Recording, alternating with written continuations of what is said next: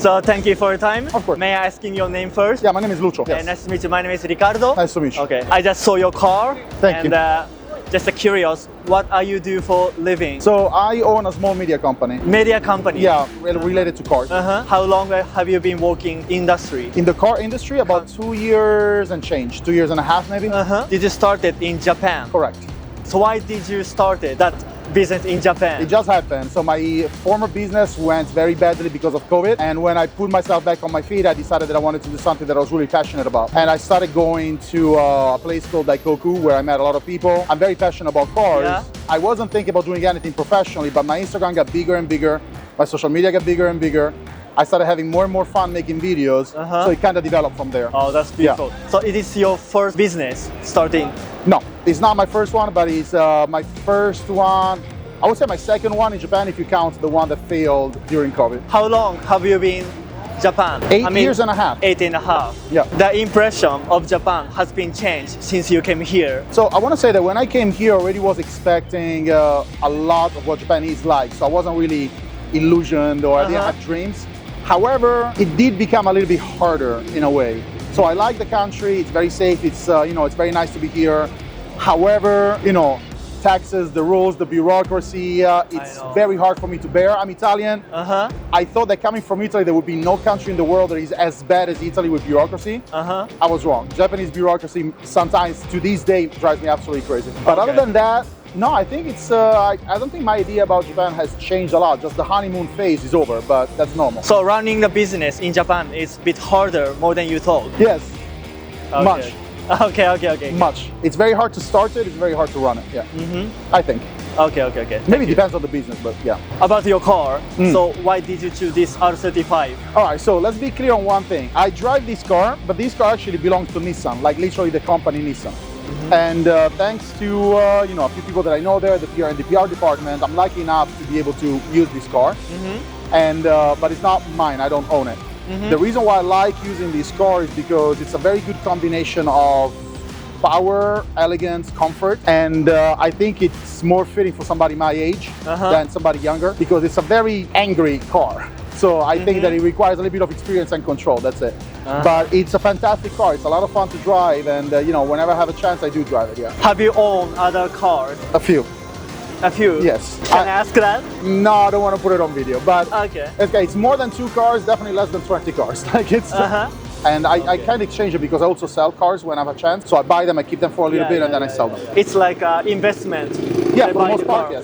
yes. As a business question, in Japan, for the people wants to start a business, what is the advice to start it? So Japan is happy to have new business owners. The only thing is that depending on what country you're from, you might think that you can do things here a little under the table, not everything following the rules. So my main recommendation is no matter what you do, make sure that you follow every single rule that Japan imposes on you. That's the most important thing. Secondly, choose exactly what you want to do and then slowly start as a sole proprietor, so to speak. So pretty much you don't really open a company, you just function as a company. Then slowly you can decide whether to open a company like a GK or a KK, something like that. But at the very beginning, treat yourself like a company, pay taxes like a company, keep your receipts like a company, have a bank account like a company, and then later, if you want, open your own company. That is the best thing. And just definitely respect all the rules that Japan imposes. It's extremely strict. So they're starting from what you like and the things you can put in the passion. Definitely start from what you like, because when you try to open a company here and you try to run a business here, it's going to be excruciatingly hard. So if you're doing something that you're not very passionate about or that you really believe in for some reason, it's going to be very hard. Even if your focus is just money, make sure that your focus is really strong, because otherwise you're going to give up. So start from something that you really want to do one reason or another, develop it into a company, into an idea of a company, behave like a company, and then open a company, like that. Looking there after years, 5 later, yourself. So I think that life changes almost every day. So I don't really have a 5-year plan. I have maybe a 1-hour plan, a 1-day plan, like a next week plan. But I don't really have a 5-year plan. So in 5 years, I really hope that what I'm doing right now produces more fruits. I'm happier. I'm more accomplished, but I don't really have a 5-year plan. Because I'm pretty sure that if I have a 5-year plan, it's going to change 20 times within 5 years. Oh, yeah. So I have a 1-week plan. And what about the plan for next week? So my 1-week plan would be to lay the groundworks for 2025.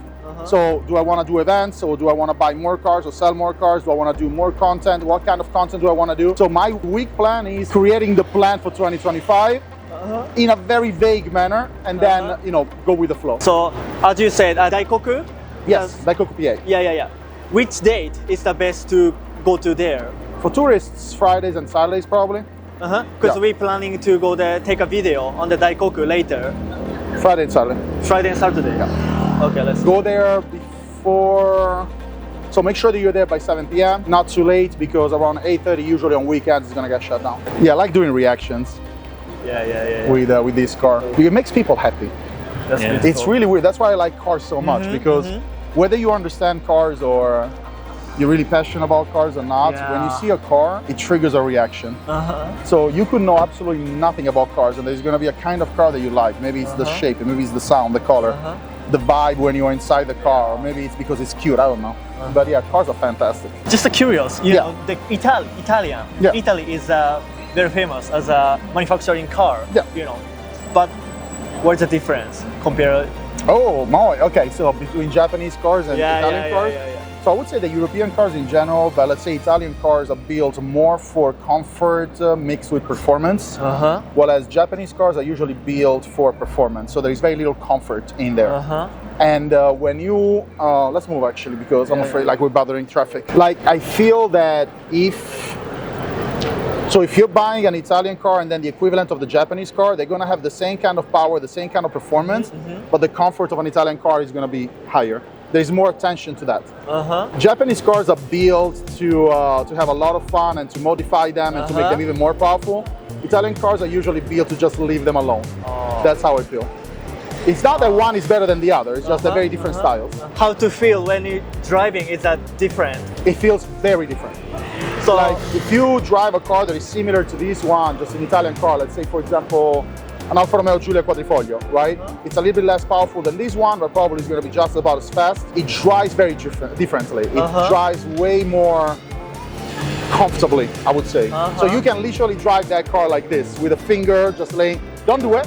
This one, she's an angry car. That's an angry car. Yeah, you gotta really stay on the wheel. It's like, so I was talking to Tamura-san, who is the project manager of the 35, and the way he describes this car is like a Gundam suit. It's like a, a mobile suit. It's like an armor, and it's really fitting. It's so you have to really stay on it. Thank you so much. It was nice, thank you. Thank you so much. グラスミル。ありがとうございました。ありがとうございます。日本語は？日本語大丈夫。でも敬語全然話せない。ごめん。敬語いらないです。ありがとう。敬語だけちょっと問題まだ勉強してるけど。敬語 especially 難しいけどそうね全然使わないからもう今までも使えないだけどちょっと今いろいろな偉い人会うから、敬語本当に使いたいけど全然使わないそうみんないらない敬語いらないと言うけど僕にとっていると思いますそれは多分リスペクトというかっていうことです So how long have you been doing these interviews? Actually this is my third day. Third day? Alright, keep it up. Yeah. I used to doing the translating stuff, but I want to make more people more happier and encourage the people wants to learn English. What's your first language? Spanish?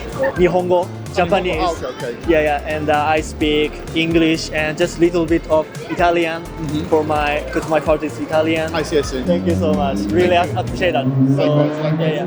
Tag me on the thing. Yeah. And I'll follow you back later.